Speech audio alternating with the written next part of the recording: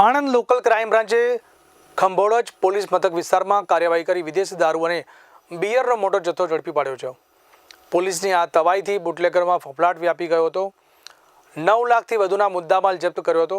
આ દરમિયાન શંકાસ્પદ હાલતમાં પસાર થયેલી એક બોલેરો પિકઅપ ગાડીને અટકાવવાનો પ્રયાસ કરતા પોલીસને જોઈ ચાલક ગાડી છોડીને અંધારાનો લાભ લઈ ફરાર થઈ ગયો હતો.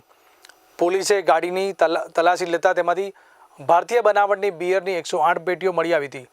પોલીસે જપ્ત કરેલા જથ્થામાં કુલ 2592 નંગ બિયરના ટીન મળી આવ્યા હતા. આ દારૂના જથ્થા તેમજ બોલેરો ગાડી સહિત કુલ 9 લાખ રૂપિયાથી વધુનો મુદ્દામાલ કબજે કરવામાં આવ્યો છે.